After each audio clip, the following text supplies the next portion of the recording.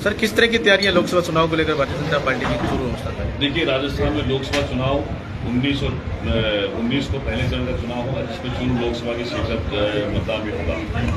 आज इसी क्रम में हमारे लोकप्रिय प्रत्याशी देवेंद्र झाझड़िया जी, जो अंतर्राष्ट्रीय खिलाड़ी हैं, पैरा ओलंपियन मेडलिस्ट हैं, उनके साथ में और तमाम नौहर विधानसभा के क्षेत्रवासियों के साथ में चुनाव कार्यक्रम का उद्घाटन हुआ। उद्घाटन में आप लोगों ने देखा होगा जो उत्साह ऊर्जा कार्यकर्ताओं की है, जनप्रतिनिधियों की है, पूरी टीम नौहर भाजपा की है। मैं उसके विश्वास के आधार पर कह सकता हूँ, पिछली बार जो 38,000 की लीड यहाँ से भारतीय जनता पार्टी को मिली थी, इस बार लगभग दुगनी ताकत के साथ में कार्यकर्ता लगेंगे और भाई देवेंद्र झाझड़िया जी पिछले से अधिक मतों से इस बार चूरू लोकसभा सीट को फिर से जीतेंगे। सर, कौन से मुद्दे लेके आप जनता के बीच में रहेंगे? देखिए, पूरे देश को मालूम है कि देश के यशस्वी प्रधानमंत्री नरेंद्र मोदी जी, जिनका ये तीसरा यशस्वी काल रहेगा और देश की जनता का चुनाव है, राजस्थान की जनता का चुनाव है। पार्टी के कार्यकर्ता, पार्टी का संगठन तो लगा हुआ ही है, लेकिन फिर भी राष्ट्रवाद के नाम पर और नरेंद्र मोदी के विकास के नाम पर जो चुनाव होगा, चुनाव के जो मुद्दे होंगे, उसके आधार पर और जो पिछले 10 सालों में तो प्रधानमंत्री मोदी के जन कल्याणकारी नीतियों का चूरू लोकसभा को लाभ मिला है, उसके आधार पर हम लोग जाएंगे। और निश्चित ही मैं कह सकता हूं कि जो एक ऐसे खिलाड़ी को, दिव्यांग व्यक्ति को, किसान परिवार के और उस व्यक्ति को टिकट मिला है जिसकी अंतर्राष्ट्रीय स्तर पर पहचान है, जो भारत का मान सम्मान बढ़ाया है, निश्चित ही ये चूरू लोकसभा क्षेत्रवासियों में बड़ा गौरव का विषय है कि ऐसे अंतर्राष्ट्रीय खिलाड़ी को, सामान्य परिवार के व्यक्ति को प्रधानमंत्री मोदी के प्रतिनिधि के रूप में चूरू लोकसभा का प्रतिनिधित्व करने के लिए हम सबके बीच भेजा है। निश्चित इस बार 5 लाख के अधिक मतों से हम लोग चूरू लोकसभा सीट को जीतेंगे। सर, कस्बा फैक्टर कितना?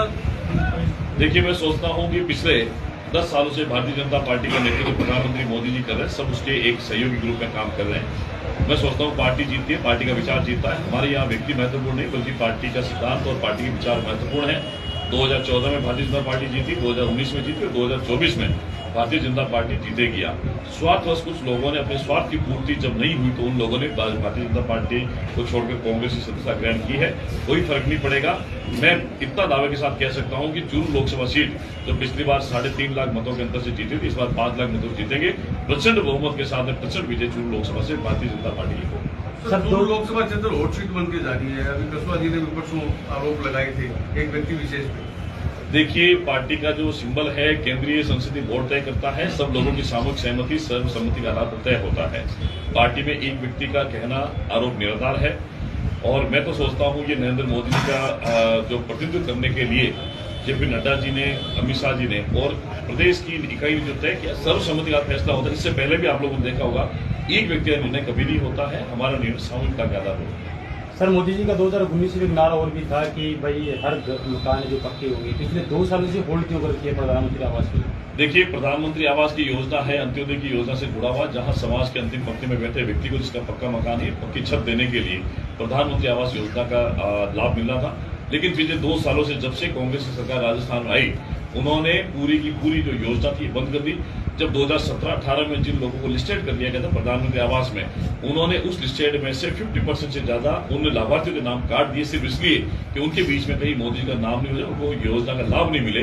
अब नए सिरे से जब बद्रीनाथ सरकार बनी है, हमने ये तय किया, हमारी पहली कैबिनेट में फैसला हुआ कि नए सिरे से सर्वे करवाकर इन आने वाले 5 सालों में डबल इंजन की सरकार ने तय किया, किसी व्यक्ति को जो गरीब परिवार है, पात्र व्यक्ति, उसको, मैं प्रधानमंत्री आवास का नहीं कर रहा हूं, किसी भी सरकारी योजना का लाभ वो उसको वंचित नहीं होना पड़ेगा, सबको उसका लाभ मिलेगा। सर, आगे ये भी कह रहे हैं कि आपके कार्यकाल के अंतर्गत सबसे ज्यादा फसल बीमा क्लेम को लेकर के चूरू लोकसभा क्षेत्र में धरने लगे हैं, ये कब तक और कैसे चलता रहेगा? देखिए, प्रधानमंत्री फसल बीमा भी भारतीय जनता पार्टी की देन है और मैं सोचता हूँ कि प्रधानमंत्री मोदी जी का किसानों के साथ में जिस प्रकार का लगाव है, उसको देखकर मैं ये दावे के साथ में कह सकता हूं कि पिछले समय से जो प्रधानमंत्री आवास हो, चाहे स्वच्छ भारत मिशन के शौचालय हो, चाहे किसान सम्मान निधि हो, चाहे खाद्य सुरक्षा के नाम जोड़ने का मुद्दा हो, चाहे प्रधानमंत्री फसल बीमा का हो, ये कहीं न कहीं राज्य सरकार ने जो अन्याय राजस्थान की जनता के साथ में किया है, इस बार जब पुनः राजस्थान में भारतीय जनता पार्टी की सरकार है, केंद्र में भारतीय जनता पार्टी की सरकार है, तो सामंजस्य के साथ में, तालमेल के साथ में वो सारे काम होंगे जिसको जनता को होगी। सर, प्रदेश में कितनी सीटें आने का अनुमान? देखिए, अभी तो प्रदेश में 25 सीटें हैं अगर ये 40 होती तो भी भारतीय जनता पार्टी की पूरी सीट आती। 100% भारतीय जनता पार्टी के खाते में जाएगी। एक बात स्पष्ट है कि इस बार जो मतदान है रिकॉर्ड मतदान भी होगा और मतदान का जो प्रतिशत बढ़ेगा उसमें भारतीय जनता पार्टी के पक्ष में भी मतदान जो आप लोग देखेंगे जब 4 जून को काउंटिंग होगी उसमें आप इतिहास रचेगा भारत एक बार इस बार, राजस्थान भी उससे इतिहास में कम नहीं। सर लोकसभा से अगर चूरू की बात करें तो विधानसभा बार हम देखें तो जिसमें से 4 सीटें अभी कांग्रेस के पास है, 2 ही सीटें अपने भाजपा के पास है, 1 बसपा के पास है। तो इस चुनौती को आप कैसे देखते हैं? देखिए, राजस्थान की जनता को पता है ये देश का चुनाव है, विधानसभा के मुद्दे अलग होते हैं और लोकसभा के मुद्दे अलग होते हैं। ये राष्ट्रवाद के नाम पर राष्ट्रीय अस्मिता का सवाल जब आता है तब लोकसभा चुनाव के नतीजे अलग होते हैं। ये पिछले 10 सालों में हम लोगों ने देखा, आप लोगों ने अनुभव किया होगा। मैं तो ये सोचता हूँ कि ये चुनाव देश की जनता का है। राजस्थान की जनता ने नरेंद्र मोदी जी ने जो गारंटी दी है जन कल्याण की योजनाओं के माध्यम से आम गरीब व्यक्ति को, वापस राजस्थान की जनता ने इन 25 सीटों की गारंटी नरेंद्र मोदी को दी है कि 25 की 25 सीटें भारतीय जनता पार्टी को हम लोग जिताएंगे। कांग्रेस आरोप लगा रही है देश की संवैधानिक संस्थाओं का गलत इस्तेमाल किया जा रहा है, नेताओं को डरा के शामिल किया जा रहा है। देखिए, कांग्रेस का ऐसा काला चेहरा रहा है। मैं सोचता हूँ देश के विभाजन का अगर बात करें, आपातकाल की बात करें, 1984 की सिख दंगे की बात करें, 1990 के ये वो कश्मीर के नरसंहार की अगर हम लोग बात करें, उसके बाद लगभग कांग्रेस की सरकार ने देश में 100 से ज्यादा बार चुनी हुई राज्य सरकारों को बर्खास्त करने का काम किया है। लोकतंत्र के साथ गला घोटने का काम कांग्रेस सरकार ने किया। अब चूंकि समय बदलता है, समय बदलाव की ओर है, नरेंद्र मोदी के रूप में भारत विश्व के अग्रसर दिशा की ओर अग्रसर है। कांग्रेस के पास में कोई मुद्दे नहीं है, ये डूबता हुआ जहाज है। अब इसके पास में गांधी नेहरू परिवार के अलावा मैं गारंटी के साथ कह सकता हूँ कोई नेता कोई व्यक्ति नहीं बचेगा और आने वाले समय में कई वर्षों तक, आने वाले लॉन्ग टाइम तक भारतीय जनता पार्टी देश के मानचित्र पर रहेगी, आम जन के कल्याण के लिए काम करेगी। सर उत्तरी भारत में क्या किसान आंदोलन का इफेक्ट पड़ेगा? देखिए, मैंने कहा कोई फर्क नहीं पड़ेगा। इस बार पहले जब 2014 में 282 सीटें मिली, 2019 में 303 सीटें मिली और इस बार अब की बार 400 पार का नारा दिया। ये देश की जनता का नारा है और देश की जनता जब तय करती है तो निश्चित ही वो सफलता भी मिलती है। किसी आंदोलन का कोई फर्क पड़ने वाला नहीं, लोगों को अधिकार है आंदोलन करने का, लेकिन मैं सोचता हूं उसके पीछे मुद्दा होना चाहिए, उसके पीछे इश्यू होना चाहिए।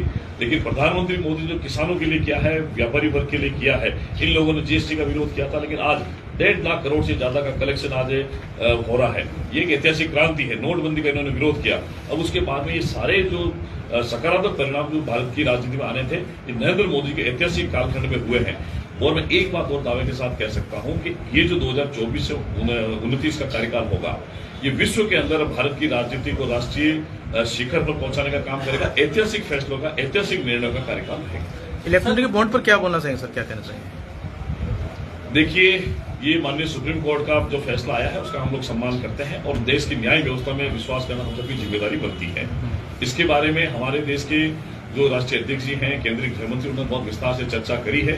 चंदा लेना कोई बुरी बात नहीं, इसका हिसाब किताब भी उन्होंने एसबीआई से मांगा है, एसबीआई उसका हिसाब किताब दे रही है। सर, बजरंग सरकार के वो कौन सी योजनाएं या काम है जिसको लोकसभा चुनाव में आप देना? देखिए, आज तक जितनी भी राज्य सरकारें रही है, प्रथम 3 साल का कार्यकाल अगर हम लोग देखें तो इस वर्तमान भारतीय जनता पार्टी की बद्रीनाथ शर्मा जी की नेतृत्व वाली सरकार ने 3 महीने में ऐतिहासिक काम किए, इससे पहले किसी सरकार में नहीं हुआ है। रिकॉर्ड तरीके से मैं आपको एक एक बातें बताऊंगा। डीजल पेट्रोल के वेट में अगर कम करने की बात, 2% वेट हमने कम किया है। ये जितने भी राजस्थान के प्रदेश के बॉर्डर जिले हैं, वहाँ 5 रुपए से 6 रुपए तक के डीजल पेट्रोल के भाव में कमी आई। इसके कारण हमने जो एंटी गैंगस्टर टास्क फोर्स का गठन किया है, पेपर लीक में एसआईटी का गठन किया है, गेहूं के ऊपर एमएसपी को बढ़ाने का काम वो हमने किया है। और ये पेपर लीक में जितने भी लोग गलत तरीके से सिलेक्ट हुए तो उनको थानेदार बनने चले थे, उनको कांस्टेबल पकड़ के जेल में डाला है। ये काम अगर किसी ने बीते 3 महीनों में किया है, बजरंग जी की सरकार ने किया है। 15 दिसंबर को शपथ ली और 15 मार्च के बीच का 3 महीने का कार्यकाल आप लोग देख लीजिए। और अभी हमारा ये जो एमओयू हुआ बिजली के क्षेत्र में 2.25 लाख करोड़ रुपए का एमओयू हुआ है। आने वाले समय में राजस्थान बिजली के क्षेत्र में निर्यातक बनेगा और जो पानी और बिजली का मुद्दा है, ये हमारे पहले 1-2 साल के मुद्दे हैं। बिजली और पानी में राजस्थान आत्मनिर्भर बनेगा, ऐसा हम लोगों ने काम किया। इससे दूरगामी परिणाम आपको आने वाले समय देखने को मिलेगा। सर, आपने कहा कि कांग्रेस के काले चेहरे हैं, बीजेपी में आते ही वो पाक साफ कैसे हो जाते हैं? ऐसी कौन सी फेयर एंड लवली की बात है? देखिए, भारतीय जनता पार्टी की जो राष्ट्रवादी नीतियां हैं, नरेंद्र मोदी जी का नेतृत्व है और जो हमारा विचार है उसको स्वीकार करके अगर कोई आता है बिना किसी टर्म एंड कंडीशन के आधार पर, विचार परिवार में स्वागत है उनका। और किसी प्रकार के शर्त के आधार पर नहीं आते। वो लोग नरेंद्र मोदी से प्रभावित हैं और वो खुद कह रहे हैं कि हम नरेंद्र मोदी से प्रभावित हैं, भारतीय जनता पार्टी के विचार से प्रभावित हैं। तो खुले मन से अगर कोई आता है उसका हम लोग स्वागत करेंगे। तो उनके पीछे की कभी जांच नहीं होती, ना ईडी आती, कभी नई सीबी होती है? देखिए, जो मैंने पहले भी कहा है कि जो लोग करप्शन में रहेंगे, भारतीय जनता पार्टी की चाहे केंद्र सरकार हो चाहे राज्य सरकार हो, इन दोनों का जो मूल उद्देश्य है जीरो टॉलरेंस करप्शन पर काम करने का है। पिछले 3 महीने में कोई भ्रष्टाचार आरोप नहीं लगा और पिछले 10 सालों में नरेंद्र मोदी की सरकार पर करप्शन का कोई चार्ज नहीं लगा। अगर कोई चार्ज लगा ना बता सकते हैं।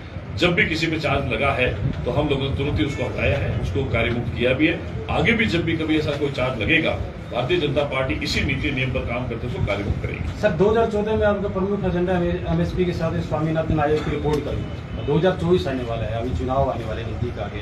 क्या बीजेपी सरकार के मुख्य एजेंडों के साथ कुछ सूची जारी करेगी? कितने राज्यों में आपने स्वामीनाथन आयोग का रिपोर्ट लागू किया? देखिए, निश्चित ही जब भी चुनाव आते हैं विभिन्न राजनीतिक पार्टियां अपना मैनिफेस्टो जारी करती है और भारतीय जनता पार्टी की खासियत यह है उस मैनिफेस्टो को वो अपना नीतिगत दस्तावेज बनाती है। अभी जो भारतीय जनता पार्टी की राजस्थान में सरकार है उसके अगर नीतिगत दस्तावेज की बात करें पिछले विधानसभा चुनाव की, उसमें जो हमने बातें कही है उस पर हमने अमल करना शुरू कर दिया, उसको लागू करना हमने शुरू कर दिया। नरेंद्र मोदी के बारे में मैं सोचता हूं आप मुझसे ज्यादा आज प्रदेश का आम नागरिक जानता है, गरीब झोपड़ी में बैठने वाला वो व्यक्ति जानता है कि नरेंद्र मोदी के बारे में वो जो उन्होंने काम किए, मुझे कहना की आवश्यकता है, देश की जनता इसका जवाब देगी। सर ये नामांकन का क्या करिए? 26 तारीख को चूरू के अंदर लोकप्रिय प्रत्याशी देवेंद्र झाझड़िया जी का भारतीय जनता पार्टी की प्रत्याशी के तौर पर नामांकन का कार्यक्रम है। सुबह 10 बजे हम सब लोग हजारों की संख्या में रहेंगे और एक ऐतिहासिक कार्यक्रम होगा। उसके बाद में हमारा लगातार जनसंपर्क अभियान है वो पहले से चालू, उसके बाद में और तीव्र गति के साथ में जारी रहेगा। कोई बड़ा चेहरा आने की संभावना है सर? देखिए भाई, देवेंद्र झाझड़िया खुद एक इतना बड़ा चेहरा है जो प्रधानमंत्री मोदी के साथ में टेबल टॉक करते हैं, उनके साथ में डिनर लंच होता है, जिन्होंने भारत को 3 बार ओलंपिक में मेडल जिताए हैं, 60 से 70 मेडल राष्ट्रीय अंतर्राष्ट्रीय मेडल जीते हैं, जिनका सीधा संबंध नरेंद्र मोदी से हो सकता है। मैं सोचता हूँ उनसे बड़े कोई नेता नहीं है, ये नेता भी नहीं, ये तो जनसेवक के तौर पर काम करेंगे, किसान का बेटा ही मैं सोचता हूँ कि राजस्थान की राजनीति में आने वाला भविष्य। झाझड़िया जी, सर खेल मैदान में ओलंपिक में जाने वाले, देश का मान बढ़ाने वाले, राजनीतिक मैदान में कैसा अनुभव कर रहे हैं? बिल्कुल, खेल के क्षेत्र में मैंने देश को 20 साल सेवा दी है और मैं इसको भी राजनीतिक नहीं कहूँगा, मैं एक जनसेवक के तौर पे आया हूँ और मेरा उद्देश्य या टारगेट कहीं ये है कि आने वाले जो टाइम है उसमें जो मैंने मेरी लाइफ में जो संघर्ष किया वो कोई युवा ना करे, कोई किसान ना करे, क्योंकि मैंने मेरी ज़िंदगी में पूरी लाइफ है वो ग्रामीण क्षेत्र से बिताई है, किसान के बेटा हूँ, तो मैंने जो संघर्ष देखा उस पर मुझे काम करना है। सर खेल और राजनीति के मैदान में क्या फर्क देखते हैं? खेल और राजनीतिक देखा जाए तो मैं कोई ज़्यादा फर्क इसलिए नहीं मानूंगा कि दोनों ही राष्ट्र के लिए सेवा है। खेल में आप 200 देशों में आप चैंपियन बनते हैं तो वो राष्ट्र का मान सम्मान होता है, तो यदि हम इसमें जन सेवा में अच्छा काम करते हैं तो राष्ट्र आगे बढ़ता है। बिल्कुल, लोकसभा में जाते उसके बाद क्या प्राथमिकताएं रहेगी आपकी? लोकसभा में जाने के बाद लोकसभा में जाने के बाद सबसे पहले मेरी प्राथमिकता, मैं किसान का बेटा हूँ, किसान मेरी प्राथमिकता रहेगी। युवा हूँ, युवाओं को मेरी प्राथमिकता दूंगा, जैसे एजुकेशन है, स्पोर्ट्स है, हेल्थ है, कनेक्टिविटी पे काम करना है, बहुत चीज़ों पे अपने काम करने की जरूरत है। और माननीय प्रधानमंत्री की जो नीतियाँ हैं उन नीतियों को मेरा टारगेट ये अंतिम पायदान पे बैठे व्यक्ति तक वो नीति मत पहुँचाऊँ। अभिषेक जी, नौर विधानसभा में पिछली दफा 38,000 के लगभग लीड थी, इस बार कितनी मानते हैं? देखिए, लगभग 37-38 हजार की लीड पिछली बार नौर विधानसभा से गई थी। इस बार हम इस लीड में इजाफा करने के लिए पूरी पार्टी पुरजोर ताकत के साथ लगी है।